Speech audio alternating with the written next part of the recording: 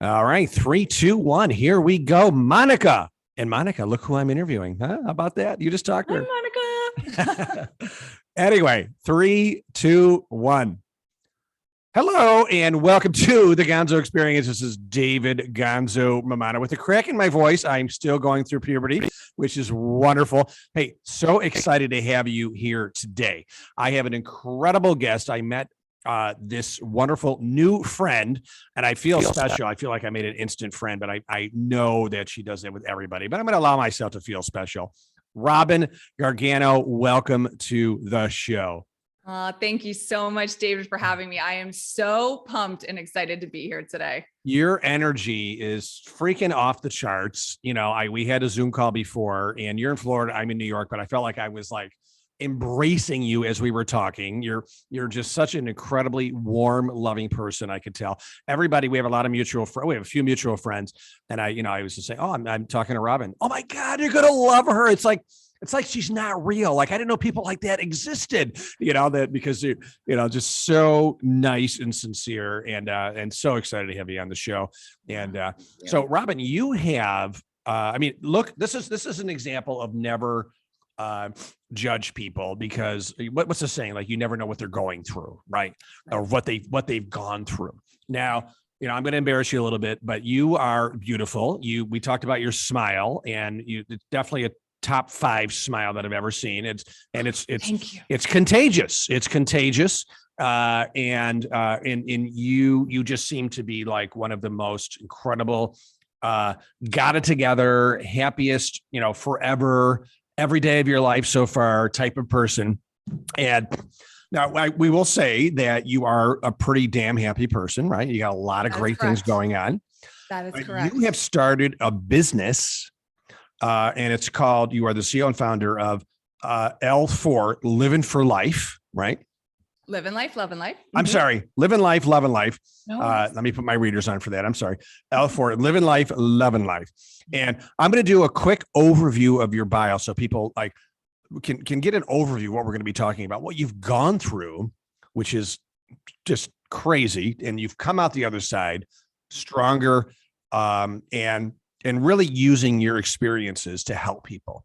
Whereas a lot of people might have just used it for the rest of their life to be unhappy, a victim, or just swept that under the carpet, kept it inside of them, and let it slowly kill them, right? But you have let it all out, and you're helping people with it. So Robin, let's do a little overview of your bio, and we're going to dig in. So Robin has lived a story of inspiration through her personal journey that created a passionate writer, coach, speaker, and courageous entrepreneur. Robin pours her passion into her work and continues to tell stories that can serve, impact, and inspire others to live to their fullest potential. The start of her personal and professional life gives her the fuel needed to become the impressive and unforgettable writer that she is today. As a result, her mental pilgrimage, that's a great phrase, right? Mental pilgrimage through life's hardship and memories has helped her master the process of reinvention beautifully. It's been described in her book, The Beauty Within Tragedy. Her 2-year journey of writing these short chronological stories and sections of guidance through acceptance, lessons, and healing tools will prove to empower others through her personal philosophy. Nothing happens to us, they only happen for us. The beauty within tragedy means there's always something beautiful amongst the bad. We may not see how, but the sooner we take that occurrence and shift our minds to understand that this is something we get to use to propel us into something more incredible, the easier these challenges will become.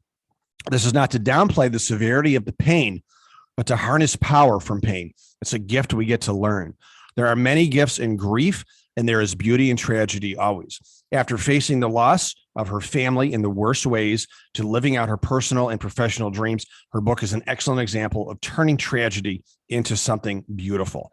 So, excuse me, I didn't give away, what the tragedy was, because I want you to talk about that. But it's pretty tragic and it's pretty crazy. And like I said, you have used that not only for your own personal transformation, but to help transform others. So, Robin, that being said, I have talked way too much. People want to hear you. So please, let's start from the beginning of the journey of what, really began to make Robin the Robin that she is today. Perfect. Well, thank you so much for that amazing introduction. And I want to start by saying it's beautiful how you say, I look like I have it all together, right? And I do some days, but a lot of the time we're a mess. And I came from a very messy, very dark place. And prior to this messy, dark place, which we all live in, we have to a place in our lives where things we box, I used to live in that Hey, world. Robin, I'm sorry. I forgot to tell you, I'm experiencing some problems with the Wi-Fi today. Yeah. So you cut out there just for a second. This might happen every now and then. So just start over with that again. I'm sorry. That's okay. All right. I apologize about that. So here we go. No worries. Okay. So thank you so much, David, for that introduction. And I want to just start out by saying that I love, I get this a lot. I get this from people of you look like you've got it all together and you're a happy, great person. And I am. I'm a very happy person. I've always been positive. I like living in a world of positivity. I don't like living in a world of fake positivity anymore, which I know we'll talk about, but I'm messy. I'm a messy human being. And I learned to cultivate that messiness. I learned to understand what it meant and how to grow from it because of the story that I'm going to tell you. So I grew up, I was charging down the birth canal. No, we won't go there. We won't go that far. You were first. To do that. Yeah. You were first out of the trillions. I wanted to do a podcast that way. We won't go there, but I will start from birth. I was adopted from birth. My brother also was adopted from birth. We are not biological siblings, but we grew up, great family, wonderful parents. I mean, there's not enough wonderful things I can say about our upbringing. Fast forward to college. I met my husband, we got married, and along the way decided to have a family. And, you think, okay, let's start a family. That's going to be easy. Like, let's do this. That was not our story. So I suffered 7 miscarriages. Wow. And through that transition, I really learned that having a plan, having a strategy with infertility is the best way to go. We did not have that. So we suffered at the end of all this, we suffered a separation. During the separation, we were trying to work things out, thought we may get a divorce. So one night he calls me on the last leg of a business trip and says, listen, we met a few weeks ago. We've really been thinking and talking. When I get home, let's talk about things and, let's see where things can go from there. That next day, he's flying into Ohio on the last leg of the trip, and the plane crashes into an apartment building, and him and 8 other people on the plane lose their life. So that is where the world went dark. I hid from the darkness during the miscarriages. I'm strong. I can keep going. I can do all of this. Like, let's just go, go, go, go, go. Okay. So during the miscarriages, I mean, you didn't go down into a deep depression. You kept on like, all right, we're going to make this work. Like you were, fighting and go. And the 7 miscarriages I mean, first and foremost, God bless you. And, I know it's so tough. And what was the time frame of those miscarriages? So it was about, let's say 8 years total. Okay. All right. So, that's a long time to just, okay. All right. I'm sorry to cut you off, but no, yeah. Please. And how long ago was this? So total start to finish, this is almost 15 years ago. Okay. Is when this all began. I was 28. So it's a little less than 15 years, but cumulatively putting it all together, almost 15 years. And, even though I'm not going to say I didn't fall apart, I'm not going to say I wasn't on the ground crying through these miscarriages and have a depressive state, but I really decided to push through and be stronger than I needed to be. Yeah. Be stronger than I needed to be. But that statement wouldn't have made any sense to me back then as it does now. Right. So lose my husband. The reality of that sunk in. I'll never know what the future is going to be. What if? Then there was a level of disenfranchisement between me and my in-laws. And what did that look like? A lot of blame was given back and forth. So that turned into a messy, messy pain point. Yeah. Worked through all of that, understanding now. And when I say work through all of this, David, like this is the stage where it's the world turned black. This is in the closet, on the floor, ugly, crying, can't get up, can't eat. I lost cognitive function. So my body, like I went from an average size weight to like 117 pounds. I am almost 5'8". So, and it's not like I didn't want to eat. I wasn't hungry. I couldn't form sentences properly. So as I'm talking to you, this wouldn't have been happening. I couldn't use vocabulary words that I would use every day. And it's just the world. So you just, world I mean, turned upside you just, at times you just didn't want to go on, it sounds like. No, didn't want to go. And I will say this though, I never got to the state of wanting to take my own life. I never had suicidal ideations, but I understood what it was like to not care. That was never a phrase in my mind of like, I don't care. No, I always cared, but it was like, oh, I don't care. So I went down destructive paths, you know, partying and hanging out with the wrong crowd of people and not caring about work and just not caring and understanding what it meant to live in pain, understanding and healing. So the first year of that was a complete transition. What do I do? Where do I go? How do I be? I tried everything under the sun, right? Therapy, acupuncture, energy healing. Were you all alone? Were you all alone during this time period too? Or did you was friends and family start to, you know, help you out a little bit? Friends and family. I mean, I moved in with my parents. I couldn't be in my house. So I moved in with my parents. They took care of me. We took care of each other. My friends were the backbone of my existence. Without them, I would not be here where I am today. I mean, having your tribe when you go through grief and understanding what grief looks like is the most imperative part of the journey. Deciding to go through the journey is part one. Accepting the journey is part two. And then having perspective and awareness and healing gets into part three. But you can't have those things without a community. And being able to talk about them and verbalize them is the most important part of the journey. And that's the part that we tend to hide from the most. So I learned what that looked like. And in this process, I learned that as I thought I was living very authentically, I really wasn't. My life prior to all of this was, I didn't think I was living a fake life. I wasn't trying to be fake, but I wasn't really laying it all out there and having the type of conversations that were impactful, right? That would help change my view or provide perspective that somebody else had, because I wasn't communicating that way. It was, I've got it all together. Just like you said, how you started this out, I've got it all together. And that's what I like to live in, perfectionism. I'm reading a book right now that I'm guessing you've read this book, The Untethered Soul. Have you read that book by chance? I have read that book. Yeah. Like what you're talking about is resonating with me in the book right now because, and by the way, I'm about halfway through it and it's one of the best books I ever read. And I think I'm going to read it again as soon as I finish it.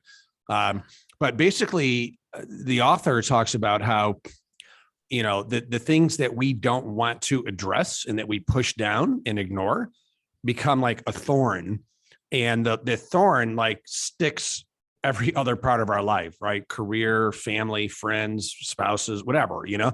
And until we're able to remove that thorn, which is tough work to do, like we're never fully whole, like as far as like who we're supposed to be, you know. Sure. The longer we wait, the harder it is, right, to remove that thorn. And you know, the really the theme of this book is to, as soon as you see the thorn coming, like nip it in the bud and let it go, right? But most people like take it in and let it grow and incubate, right? And maybe you didn't even know you had a thorn. It sounds like, right? Well, that's correct. I didn't even realize there's so many blind spots of my life that I didn't even know to look at until I started to invest in my well-being, until I started to take leadership and understand where these blind spots were coming from. Like I really trapped myself in what I call my inner prison of I have to be a certain way because this is what's going to be accepted. And once I tried to understand where these blind spots were coming from, why was I not using my voice? Why did I think that I had to be poignant with everything that came out of my mouth? Where did that come from? Until I discovered where that came from, I mean, I'm just living in kind of a spiral, you know, black abyss of this is how just I am. But no, I created this from untold stories or untold manifestations of what I viewed back in developmental years. And that carried with me until I discovered them. I was like, wait a minute. Okay, I'm doing this to myself. I get to take responsibility for what I've taken into my life and what I've now turned it into. And now I want to reverse that because I don't want to trap myself inside my body. I have emotions for a reason. Like I was given these emotions to do something with, not to hide them. I mean, what's the point? I mean, we're birthed this way. Like if we weren't meant to have them, then we weren't meant to have them. And so I learned what to do with them. And that's what helped me get to the next phase of that story. Was a year and a half later, my brother, who was a recovering substance abuser, had moved back to Florida, had a baby and another baby on the way. And as he is trying to recover and become healthy, he onset cirrhosis of the liver, a bunch of other medical complications, ends up passing away in his sleep. And he's probably what, in his 20s or 30s? 34. 34. So were you starting to climb back up at that point from what happened to you, and then that happened? Yes. Oh God. Yep. Yeah. That's exactly what happened. But it was a different feeling because I allowed myself to understand what true dark pain looked like and felt like, and realize that I can use that as my ultimate power for recovery, that it was a different type of downfall when he passed. It was, I get to now be in grief and strong for this baby that I'm going to take care of. Yeah. And there's still things I get to go back and reflect on the grief process I had with losing my brother, because as you're being a guardian, you get to work through things faster, but I still always get to go back and grieve my brother in certain ways that I might have missed out on right when it happened. And so losing so you got his 2 kids. I had his 2 kids. He had another baby on the way. Yeah. She was born addicted to opioids. We got emergency custody of her, came back to Florida from Idaho after 17 days in the NICU, withdrawing from opioid addiction. And kid. Then 1 year to the day before the littlest one turned 1-year-old, I adopted both baby girls and became a mom. So that's the beauty and tragedy. I now have a wonderful man in my life who came with a daughter and a stepdaughter. I've got 4 wonderful girls, a new life, a new business. And that's the beauty and tragedy. It's, the tragedy is going to happen. Now, what are you going to do with it? Right.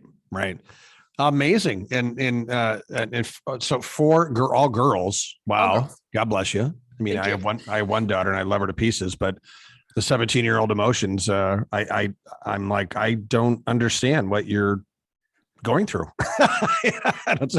Did I say good morning the wrong way? I'm sorry. I mean, you just opened your eyes and you're in trouble. Right? But I literally have breathed the wrong way. So Yep. That's about right. So, I mean, but God, the universe, your maker, whatever you want to call it, is amazing. Cause here, you are, 7 miscarriages and now you have 4 kids, right? Wow. Yes. Where did that come from? Right. Yeah. That's crazy. Well, and so, I want to say I love the story. I mean, I don't love the story that all that terrible stuff happened to you, but what I love about it is, you kept on moving forward, even though you were in the closet, not able to put sentences together, but you kept on moving forward. You must have had some hope in all of that darkness. There must have been like a little tiny light going on, saying that you're saying like, I will get through this. I just don't know when, how, or where. And now, and you're, still obviously, the journey still contains that pain, but you are taking that to live the best life that you can. And I'm sure, seeing you, I'm sure you're seeing your brother in your 2 daughters, right? And that's going to be just so it's beautiful, so heartening, right? So, yeah.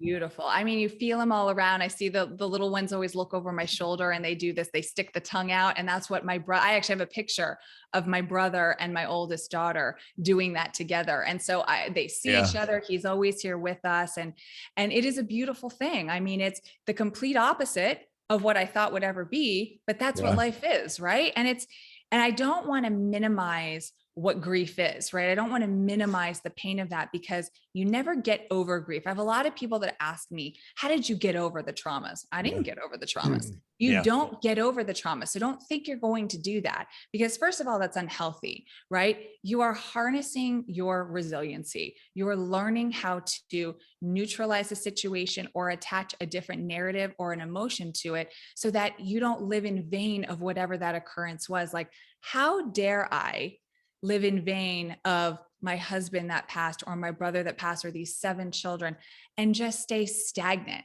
right? Yeah. Just stay in one place. How dare I do that? First, that's an injustice to them and everything I've learned from them. But that's an injustice to myself, because I'm still here. I'm a leader of my life.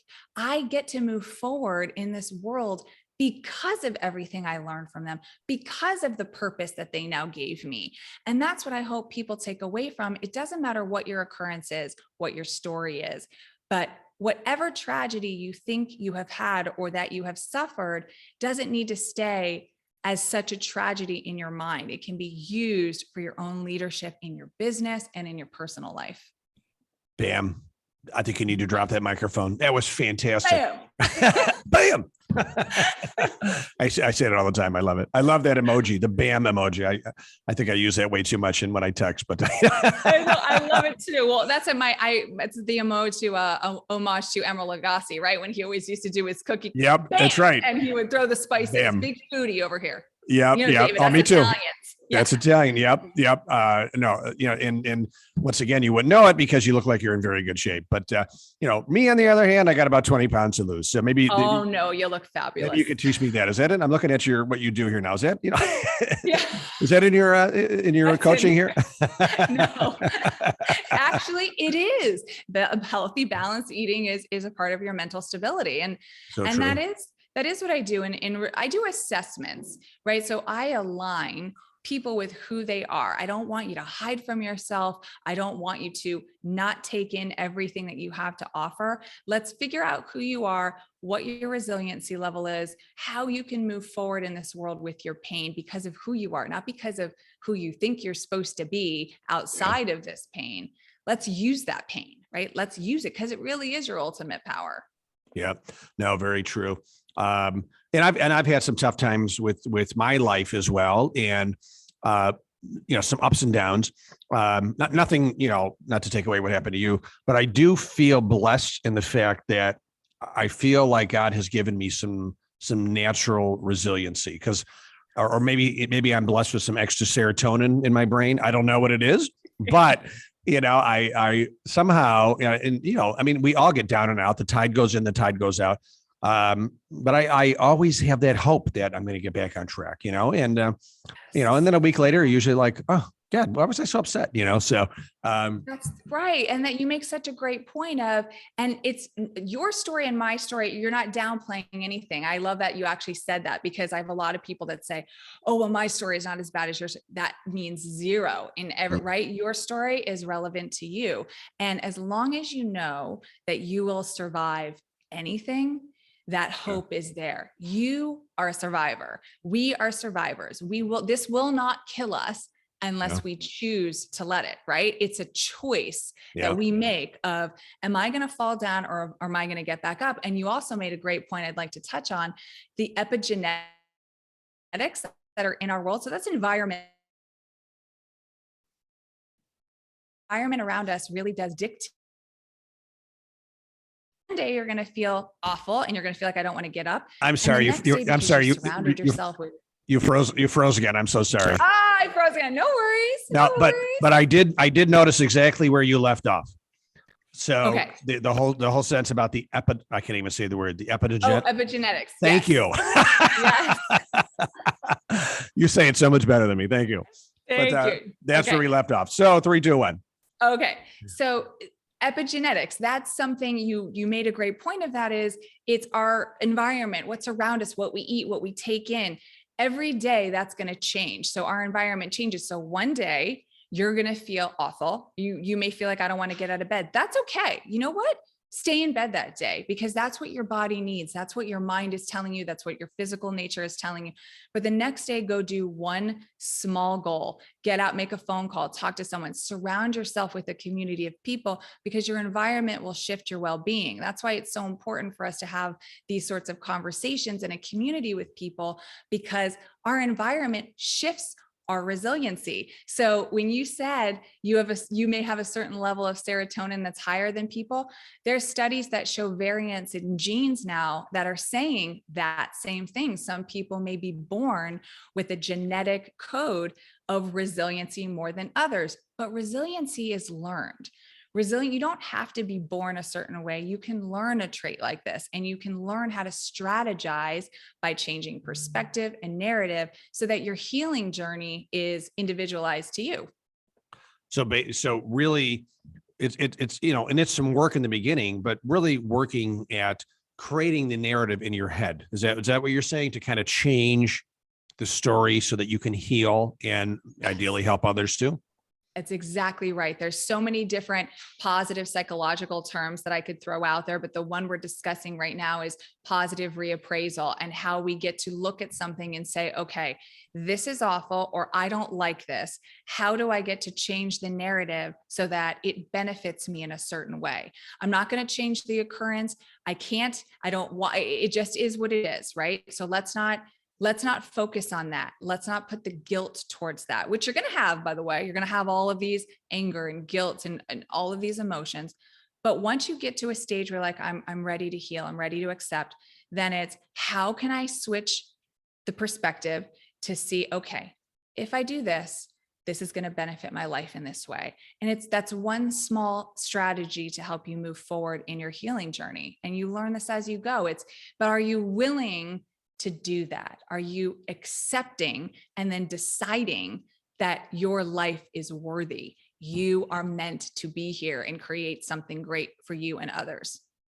I love that. You're giving me chills over here. And because, you know, this book that I'm reading, you know, The Untethered Soul, he talks about how, you know, confronting the pain, and the longer you wait, the bigger it gets, right?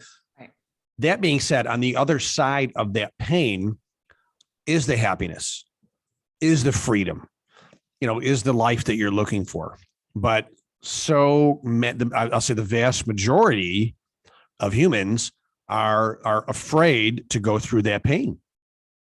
It's work. Exactly correct. We avoid pain. We avoid pain like the plague, right? We do, because nobody wants to be in pain. You don't choose to be in pain, but when you realize that suffering and pain is necessary for survival, it's necessary to understand that our life isn't meant to be one big celebration all the time. We'll never grow that way. We will never. Oh, David, hold on. Can you hear my dog? I'm sorry. Yeah, we love dogs. We love dogs on the show, though. I'm sorry. We have somebody that's here to fix our fridge in our house, and I thought I was timing this good. Where no worries, no worries. No, dogs are very welcome on the show. Can we pause for just 1 second so I can see how the noise is going to go? I'm so sorry. No problem. No, absolutely. No problem. Just give me 1 second. I apologize. No problem. No problem at all.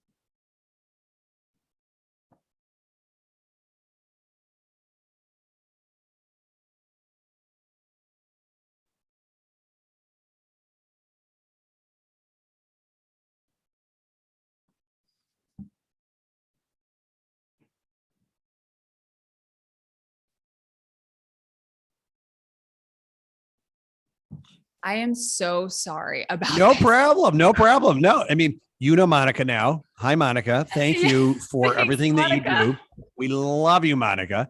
And so this is the third edit. Monica, I hope that, you love me even because I've sent you all these clients. So, right. I'm sorry, Monica.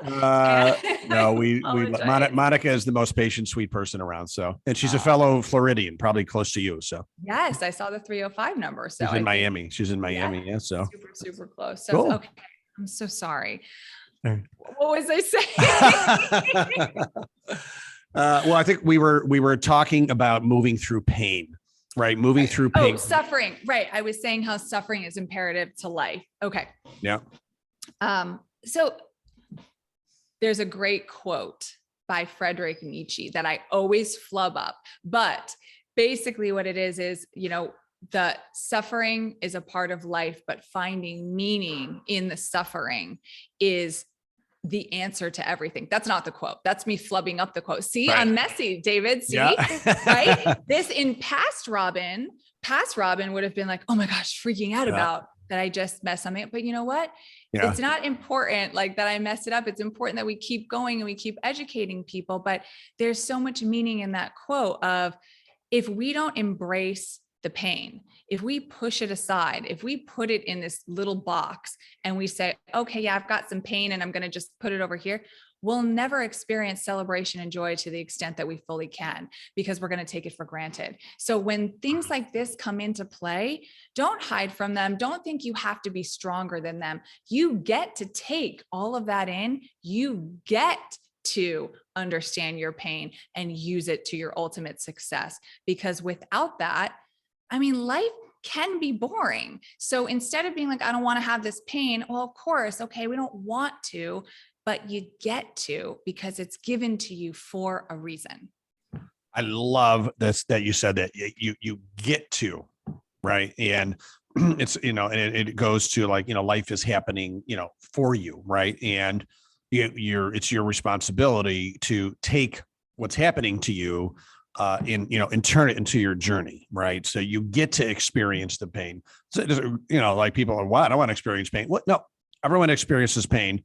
You get to experience this pain. What are you going to do with it, right? And exactly. You're right. A lot of life could be boring. If there's no pain, life probably is pretty boring, right? Now, I remember years ago, I'm dating myself, Steve Martin movie called Parenthood. And I love that movie. Isn't that a great movie? I love it. Great movie.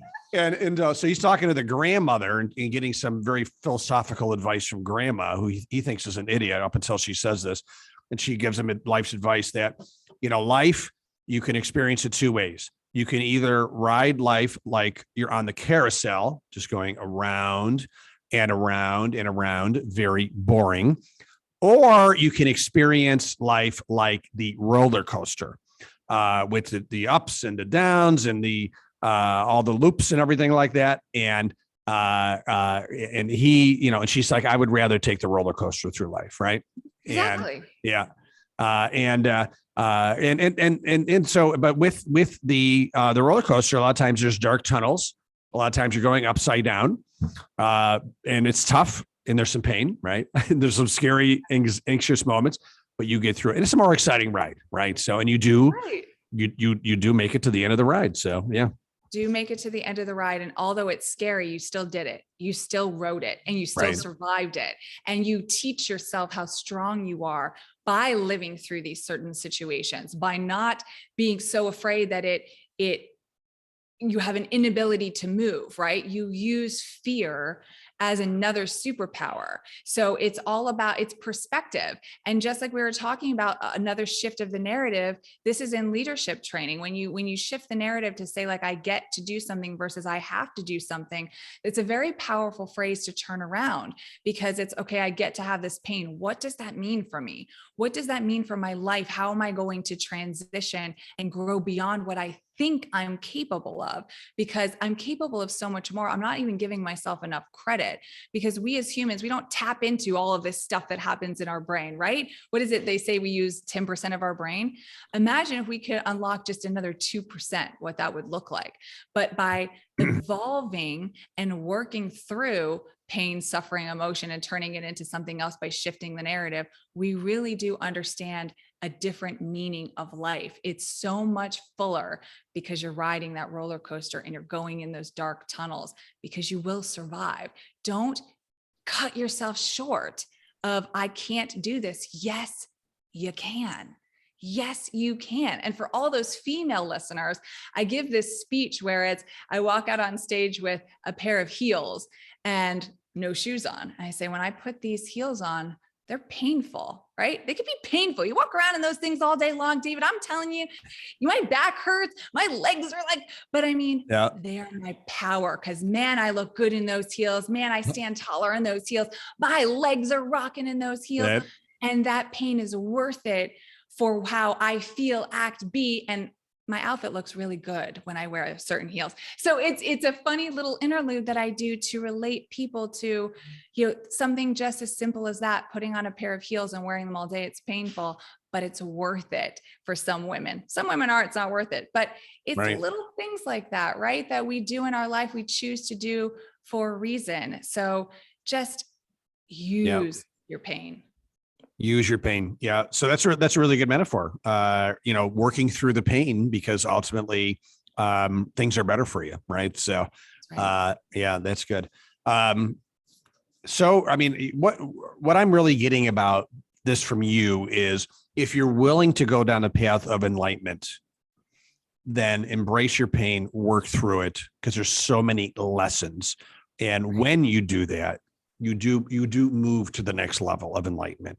And maybe it does increase the amount of the percentage of your brain that you're using.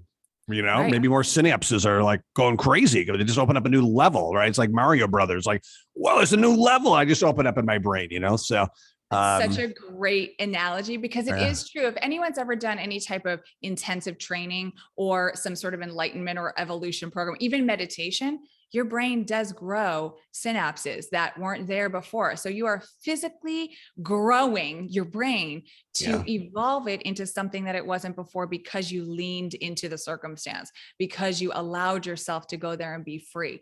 Don't trap yourself inside of your being because you're afraid of what you might discover, right? Like, we have an inner prison that we like to live in sometimes, realizing that, gosh, that's so silly. Like, that is so ridiculous. Why am I not being who I am? Because I was given these opportunities to grow beyond myself. Like, stop doing that. Like, I hid from myself so much. I hid from vulnerability, not even knowing I was doing it. By us connecting, I mean, our first conversation we had, you would have thought that we were best friends for 15 years. That's connecting with people, because I am who I am. You are who you are. And we get to grow through that and have no apologies, right? So don't apologize for being who you are. Just be who you are. And if nobody wants to accept it, that's none of your business. Let them be that way, right? Well, my tagline is, David Mamano, I'm not for everyone. Exactly. If I'm not for you, well, I mean, in my opinion, that's your problem. I'm moving on. Right. That is your problem. And funny enough, when somebody has a problem with you, right, it's normally a reflection of ourselves. Right. Yep. And we've all learned this now, growing up, and how wise we get as we get older really has nothing to do with us. It really has to do with your own insecurities that you want to reflect onto somebody else. And that's something that you get to look at. That's your blind spot. Robin, so many nuggets in this interview. Oh my God. I feel like we have to have like part 2 and 3 and 4 and 20. So let's do it. I'm here for the long haul, David Mamano. I think you're going to be my guest every week for the next year. Sign me up. Let's do it. I love it. Well, Robin, this has been cell exploding beautiful. Thank you so much for everything that you've shared, and the work that you're doing to help, everybody that you're working with, everybody that you're coming in contact with, your books, these interviews that you're doing. You are an incredible force of nature. You're a sweet force of nature. And I am first and foremost very glad you were born. And I truly want to thank you for sharing some heartbeats with me and the Gonzo family today. Well, thank you so much. I really appreciate that. I appreciate the opportunity to be on, and I'm just blessed to know you, David Mamano, truly. And I look forward to the future to come. So thanks for having me on today. Right back at you. Robin, I can't leave without, I mean, I'm sure people are going to be like, I want to get in touch with Robin. So how does the Gonzo family do that? Yes, you can find me. So I love social media sometimes. No, I love social media. You can get me on Instagram at Robin Gargano L4. I'm on Facebook. I've got a page L4 Livin Life, Lovin Life, or you can find me Robin Gargano. And my website is robin.l4livinlife.com. You can reach me there too. I love it. And if anybody wants a personal connection, email me, david@davidmamano.com, and I'll do an introduction. So beautiful. I love connecting with people. Please do. Yes. Yep. Robin, thanks again. Next time I visit Florida, coming to see you. Yes. I'm going to bring a tomato pie from Utica. We already talked about that. Yeah, I cannot wait for this tomato pie. I'm the delivery man too. So seriously, Robin, thanks again. Really appreciate it. And I wish you continued massive success with what you're doing for the world. Thank you so much, David. Thank you. And thank you, Gonzo family, for listening and or watching. I hope you enjoyed this episode. Join us every Wednesday morning for a brand new episode. We try to knock your socks off and bring it to the next level. I don't know how I'm going to top this one. Thanks, Robin, but I'll do my best. So thanks again, everybody. Have a great day and make sure to stay awesome.